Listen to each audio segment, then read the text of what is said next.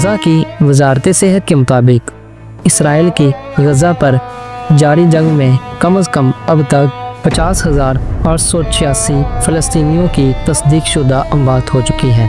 और 1,15,875 ज़ख्मी हुए हैं। गवर्नमेंट मीडिया ऑफिस ने अमवात की तादाद 61,700 से ज़्यादा बताई है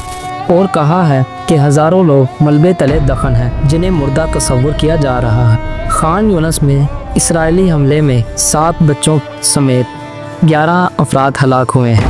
We turn our attention to the Israel-Hamas war. Israeli military strikes in the southern Gaza city of Khan Yunis. जुलाई 2024 में इंटरनेशनल कोर्ट ऑफ जस्टिस ने इसराइल के मौक़िफ़ को रद्द करते हुए फैसला दिया कि फ़लस्तीनी इलाके एक सियासी यूनिट तश्कील देते हैं और इसराइल अभी तक गैर कानूनी तौर पर मगरबी किनारा और गज़ा स्ट्रिप पर काबिज़ है। ICJ ने यह भी कहा है कि इसराइल पॉलिसीज़ नस्ल परस्ती के तमाम इकसान के इखराज के बैनुल अक़वामी कन्वेंशन की खिलाफ वर्जी करती है। 2006 से इसराइल और हमास कई जंगें लड़ चुके हैं। अक्टूबर 2023 में इसराइल में हमास की क़यादत में मुसल्लह गिरोह के हमलों के बाद एक और जंग शुरू हुई। WHO ने गज़ा में फौरी तौर पर जंग बंदी की अपील की है। ये सूरत हाल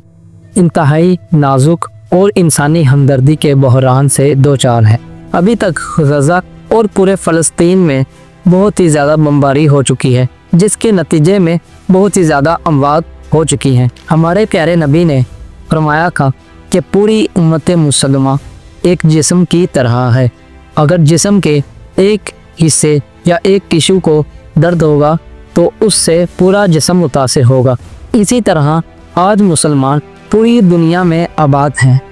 और अगर एक मुसलमान पर भी जुल्म होगा तो ज़ाहिरी सी बात है कि पूरी उम्मत मुसलमा उससे मुतासिर होगी। आज पाकिस्तान में कई सियासी पार्टियां और बहुत सारे लोग ये बात कर रहे हैं कि इसराइल की प्रोडक्ट्स और इसराइल की जो भी चीज़ें हैं जो उधर से इंपोर्ट हो रही हैं या उनके मुतल्लिका कंपनीज हैं उनका बायकॉट किया जाए। क्या बायकॉट ही फ़लस्तीन के मसले का हल है?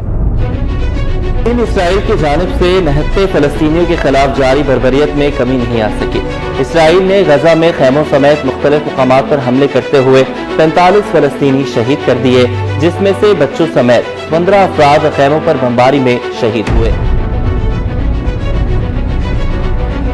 अगर हम बायकॉट की बात करें तो हम अपनी रोज़मर्रा की ज़िंदगी को देख लेते हैं कि हम रोज़मर्रा की ज़िंदगी में क्या क्या चीज़ें इस्तेमाल करते हैं। हम एक पूरे दिन को देख लेते हैं कि हम सुबह उठते हैं, सबसे पहले हम टूथपेस्ट से ब्रश करते हैं। जो टूथपेस्ट है अगर हम उसकी बात करें तो वो कोलगेट की भी है, सेंसोडाइन की भी है और काफ़ी सारी कंपनीज की हैं।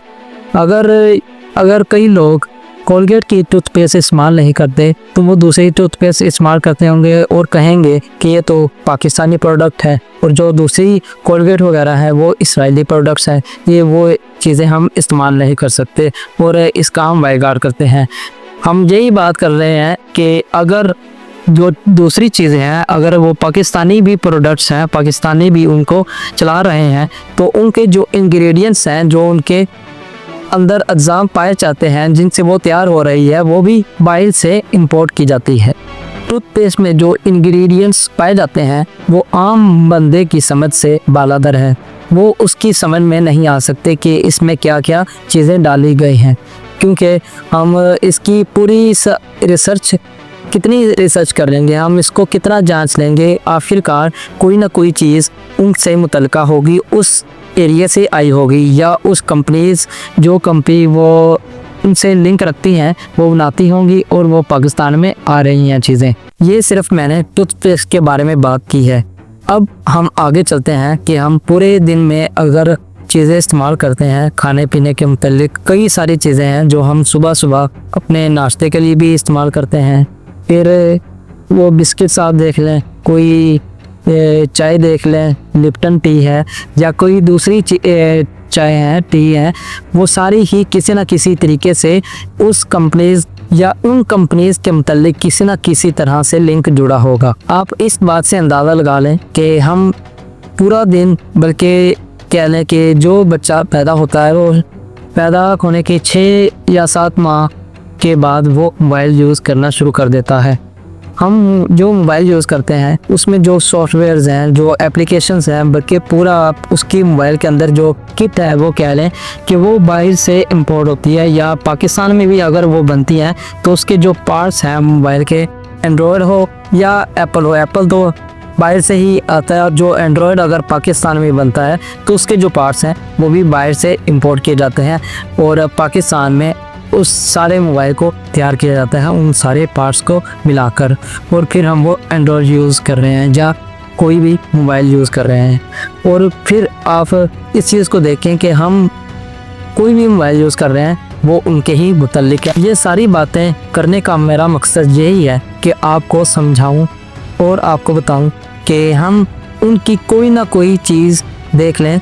वो हम रोज़मर्रा में इस्तेमाल कर रहे हैं, हम उनका बायकाट नहीं कर सकते, क्योंकि हम अगर बायकाट करने पे आएंगे तो हमने जो कपड़े वगैरह पहने हुए हैं वो भी हमें उतारने होंगे, क्योंकि उनके जो मशीनें हम इस्तेमाल कर रहे हैं, सिलाई मशीन होगी या कपड़ा उनने या बुनने वाली जो मशीनें हैं, कोई ना कोई, मैंने आपको बताया है कि हम उनसे जुड़े हुए हैं, हम उनसे अलहदा नहीं हो सकते। पाकिस्तान में कई सारे शख्सियात हैं जिन्होंने हमें अपनी प्रोडक्शन का कहा है ताकि हम उन कंपनीज यानी उनके मुतल्लिका इसराइल हो या कोई भी इंग्लिश या अंग्रेज़ों की जो भी कंपनीज हैं उनका मुकाबला कर सकें, बल्कि आप कह लें कि उनसे आगे बढ़ सकें, ताकि हम जो चीज़ें बनाएं वो हमारी जो आवाम है उनके लिए भी सेहत अफ़ज़ा और उनके लिए मुफीद साबित हो। आप देख लें, अगर पाकिस्तान में कोई भी कंपनी लॉन्च होती है, कोई भी चीज़ तैयार करती है, वो अपनी प्रोडक्ट्स तैयार करती है, तो शुरू में चीज़ को बहुत ही खूबसूरत तरीके से आपके सामने पेश करेगी, बहुत ही उसके जी फंक्शंस हैं, बहुत ही अच्छी चीज़ है, वो आपके लिए बहुत ही मुफीद है, लेकिन रफ्ता आहिस्ता आहिस्ता वो उसकी मायार और उसके म्यार और उसकी क्वालिटी को बहुत ही कम करते रहते हैं, अपना ज़्यादा से ज़्यादा मुनाफा बढ़ाने की कोशिश करते रहते हैं, ताकि हमने जो चीज़ लॉन्च की है उससे हम बहुत ही ज़्यादा प्रॉफिट कमा लें एक ही दिन में, एक ही महीने में या जल्द अज जल्द। बायकाट करने की बजाय हम अपनी प्रोडक्ट्स पर तवज्जो दें ताकि हम उन कंपनीज का मुकाबला कर सकें।